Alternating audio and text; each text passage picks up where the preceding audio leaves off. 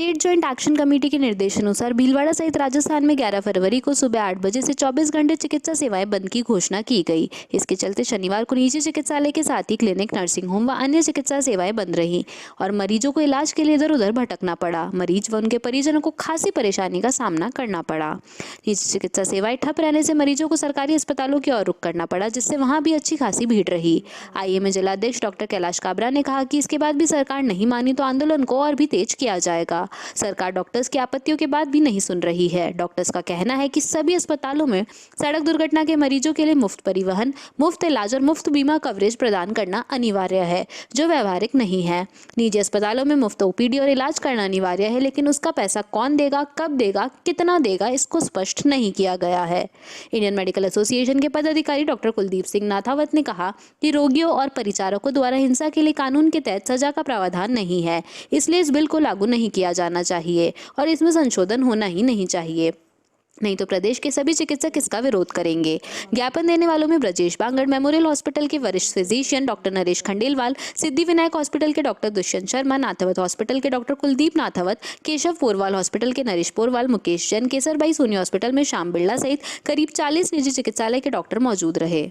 Right to health के विरोध में आज प्रदेश में निजी चिकित्सक हड़ताल पर और उसका भीलवाड़ा में भी व्यापक असर देखने को मिल रहा है। भीलवाड़ा के अंदर आईएमए के बैनर तले आज सारे जो निजी चिकित्सक हैं आज जिला कलेक्टर पे इकट्ठे हुए हैं और अपनी मांगों को लेकर जिला कलेक्टर को अवगत कराया। अभी हमारे साथ मौजूद है आईएमए के जिलाध्यक्ष डॉक्टर कैलाश काबरा जी, इनसे चर्चा करने से सर किस चीज को लेकर आज जो स्वास्थ्य सेवाएं आपने ठप की है?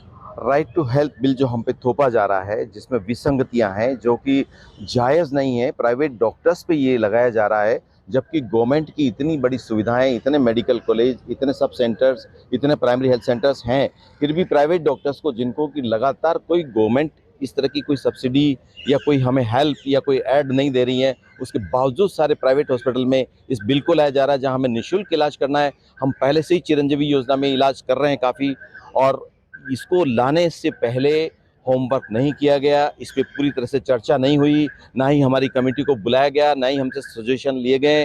और गवर्नमेंट ने भी अपनी वेबसाइट पे जो रखा इसको 2018 में, उस पर कई सारे सजेशन आए थे, लेकिन एक को भी इम्प्लीमेंट नहीं किया गया। ये गवर्नमेंट अथॉरिटी की तरफ से ही जन सेवा आयोग से ये जारी किया गया कि इसमें किसी भी सुझाव को अंदर नहीं लिया गया, ना ही इसके लिए पूर्ण रूप से बजट रखा गया, जो कि 5% है, लगभग 8 से 10% होना चाहिए। ये सर्वे से या मैथमेटिक्स से ये कैलकुलेट किया गया कि जब तक राज्य का जो बजट है उसका 8 से 10% नहीं देंगे, तब तक ये सेवाएं नहीं चल सकती या आरटीएच सक्सेस नहीं हो सकता।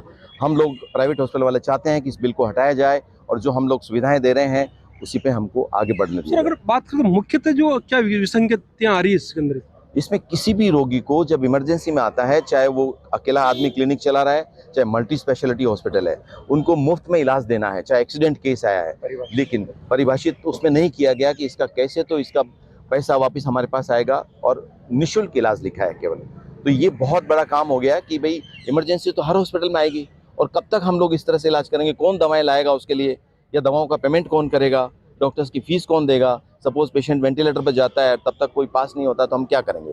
ये बहुत बड़ा पॉइंट है जो कि इसमें चल रहा है। सर, भीलवाड़ा के अंदर देखा जा रहा है पूरी तरह से सेवाएं ठप है, करीब 40 हॉस्पिटल आज बंद है।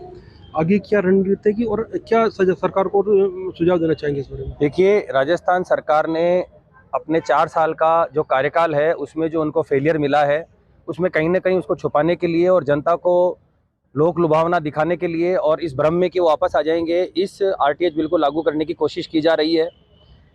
हमारी जो आज की तैयारी है, हम पूरे भीलवाड़ा के सभी समस्त अस्पताल आज की तारीख में बंद हैं और आज प्रवर समिति की मीटिंग है। अगर इस बिल को लागू करने की कोशिश की गई तो हम हमारे हेडक्वार्टर जयपुर के निर्देश अनुसार हमारी जॉइंट एक्शन कमेटी गठित हुई है, उसके निर्देश अनुसार आगे के एक्शन लेंगे और उसमें जो भी होगा, अगर हमें बंद करना पड़े 1 दिन, 2 दिन, 5 दिन, हम लोग इसके लिए तैयार हैं, क्योंकि प्राइवेट चिकित्सक अब और अपना हनन नहीं होने देगा और प्राइवेट चिकित्सक अब और सरकार को अपने ऊपर हावी नहीं होने देगा। सरकार अगर हमारा पुनर्भरण करती है पूर्ण रूप से तो हम सरकार के साथ हैं, अन्यथा सरकार अगर सरकारी तंत्र की तरह प्राइवेट चलाना चाहती है तो ये हमारे लिए संभव नहीं है। क्योंकि आज अगर बड़े बड़े सरकारी मेडिकल कॉलेज छोड़ के पेशेंट प्राइवेट हॉस्पिटल में आता है तो गुणवत्ता के इलाज के लिए आता है, और किसी भी हॉस्पिटल के अंदर इस प्रकार के कोई 2-4 उदाहरण मैं कह नहीं सकता, बाकी अन्य अत्याचार कहीं नहीं किया जाता। और जो इलाज राजस्थान में हो रहा है, हमारे पास दूसरे स्टेट से भी आ रहे हैं, तो सरकार को देखना चाहिए कि वो अगर इसको लागू करना चाहती है तो इस पर पूरा होमवर्क करे, इसकी विसंगतियां दूर करें और सबसे पहले सरकारी तंत्र को इतना मजबूत करें, उसके बाद स्वास्थ्य का अधिकार जो है वो आम जनता को दे और प्राइवेट में लेके आए। धन्यवाद। बिल्कुल, इस जुड़े डॉक्टर जिनका कहना है कि जॉइंट एक्शन कमेटी जो बनी हुई है आज उनके निर्देश के अनुसार जिस प्रकार भी आगे से निर्देश मिलेंगे वो आगे रणनीति तैयार करेंगे। साथ ही अगर मैं बताना चाहूँगा भिलौड़ा की अगर स्थिति की बात करें तो यहाँ करीब 40 निजी चिकित्सालय हैं जो आज पूरी तरह से इंडोर और आउटडोर सेवाएं पूरी तरह से बंद है और चिकित्सक पूरी तरह से यहाँ पर आक्रोशित है और अपनी मांगों को सरकार तक पहुँचाने के लिए आज जिला कलेक्टर के बाहर धरना प्रदर्शन कर रहे हैं।